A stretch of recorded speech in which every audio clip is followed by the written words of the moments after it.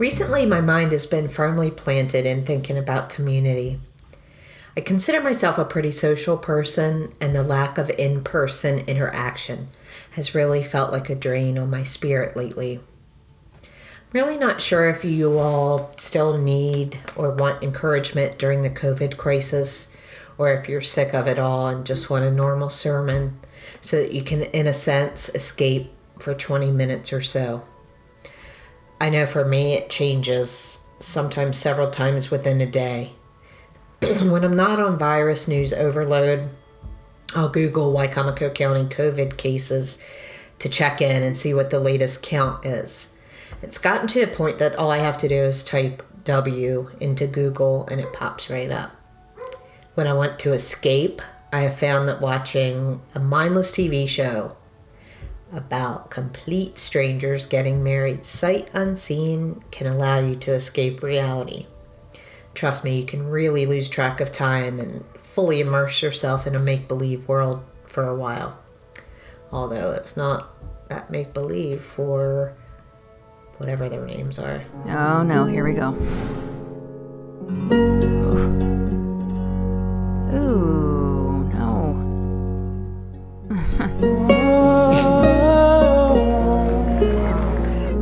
Hi, my name is Mindy. Mindy, I'm Zach. Zach? Pleasure. Nice to meet you. Where have you been? I'm so sorry. Mindy. I vow to make you feel like the most beautiful, and attractive woman in the world. Attractive. Wow. Trust me. Why do you trust? What? How could you trust him? You just met him. Will you marry me? Oh no. Please swear it as a sign of my commitment And notice to the entire world, that I am your wife. Ugh. I am your husband. No, stop winking. It's creepy. Zach, you may kiss your bride. May I? Nope, I gotta get out of here.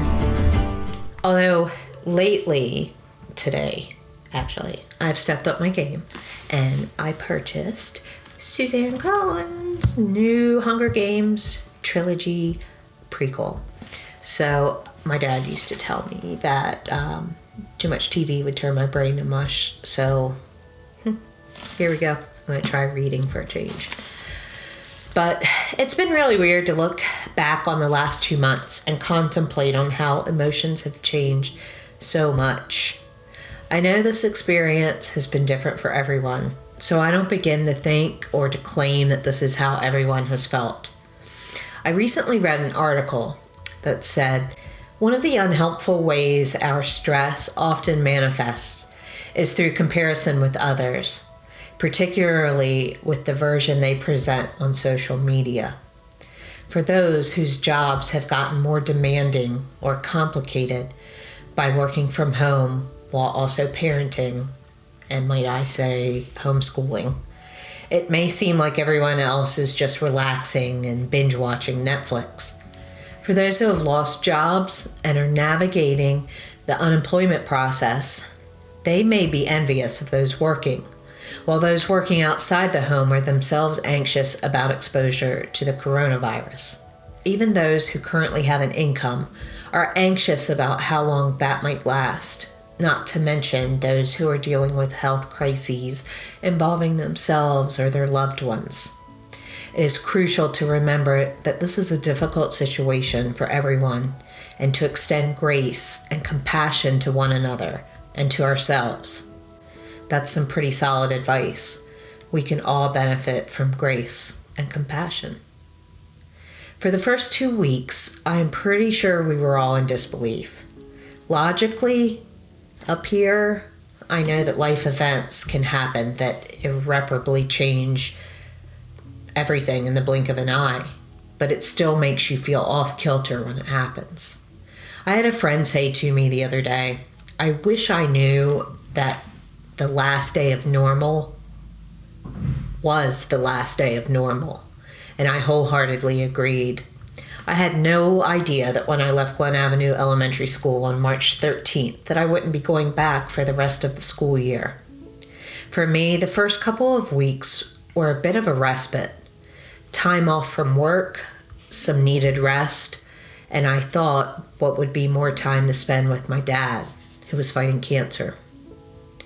Things quickly changed as we all realized the gravity of the situation. The days spent catching up on Netflix shows, playing board games with family, and making delicious HelloFresh meals every night were soon replaced with anxiety and uncertainty. The novelty was gone, and I believe that's when the grief really began. Grief from the loss of routine, loss of time with friends, loss of precious time with loved ones. I remember during the first couple weeks of the quarantine, I heard so many people say how tired they were despite extra sleep. I know I was constantly exhausted and I didn't know why. Then I stumbled across a Washington Post article titled, "Why Are We So Tired?" Pretty original title, huh? It went on to explain that we were exhausted from the sheer number of decisions that had to be made during the course of a day. We suddenly questioned decisions that we previously could make without even thinking about. Autopilot decisions, if you will. Seemingly overnight, we began to question if we should go to the store, if we could get together, if we were outside and 6 feet apart. Do we really need that quart of ice cream bad enough to risk going into Food Lion and coming in contact with somebody at the store who carried the virus? Work decisions became monumental, and some of us have had to make tough decisions about whether or not to spend time with loved ones, knowing that if they got sick, the virus would be a detrimental consequence. Some days, those decisions felt like they were draining the life from me. The uncertainty is still there. The decisions are still there, but I think that we're all becoming more accustomed to that constant decision-making process. But still, it's exhausting. But here's where it begins to get good. I've heard of so many stories from the last 8 weeks or so of community as it should be, of people helping other people.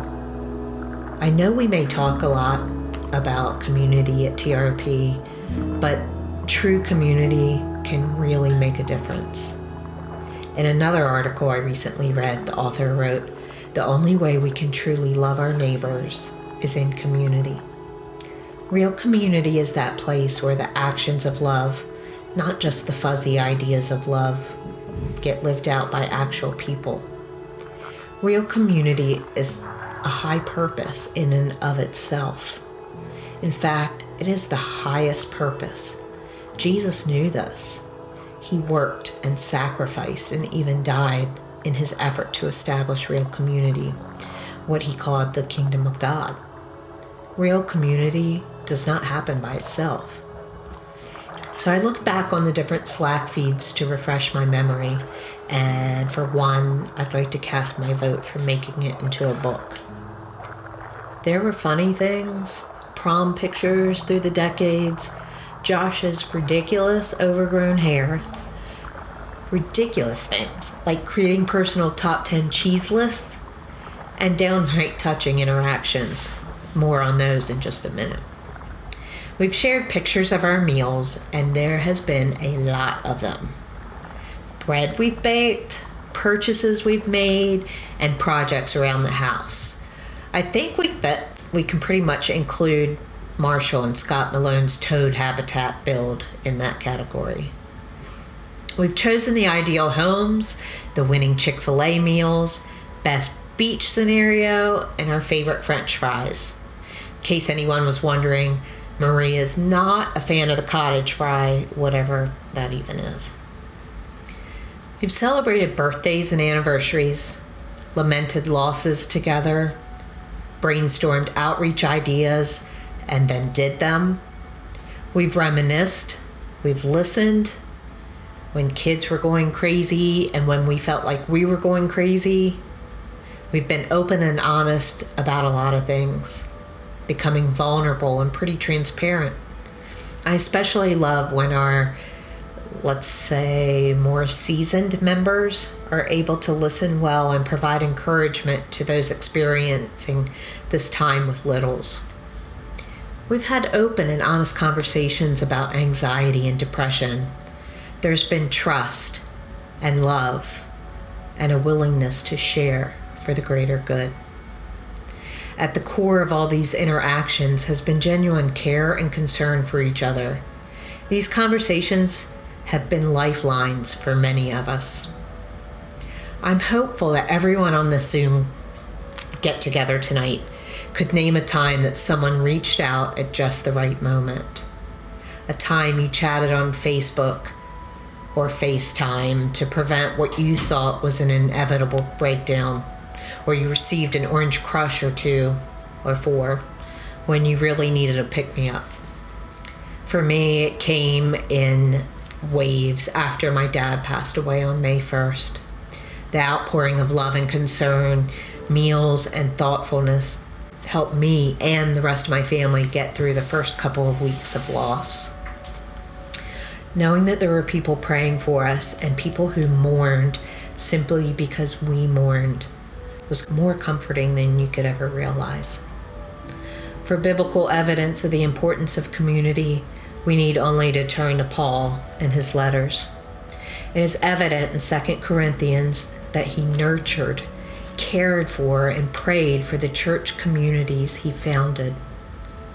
Paul withstood hardships in his lifetime beyond what any of us can fathom, and all the while he continued to display great pastoral care and concern for the Christian communities he had already founded. I think perhaps we can even make a loose parallel between Paul caring for his church communities from a distance to what we're having to do today. Paul knew the value and the importance of community.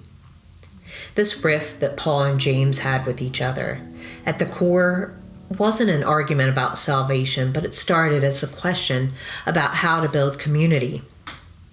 For James, it was about God's people being made God's people by following law and by sharing in rituals, like the celebration of Passover. By following moral guidelines, God's people would thrive in justice and in unity. But Paul saw a deeper source of unity in his message, that Christ indwells in every believer. The only thing necessary was the radical message to love one another. In order to make his argument that love one another is the right way to live, Paul says, "You know I am right because you became a community by love, not by fulfilling a list of laws." Paul knew the value and the necessity of community. I'm so proud of you, TRP. You've exemplified what it means to love one another. I pray that the love of Christ continues to dwell inside each and every one of you. I love you all.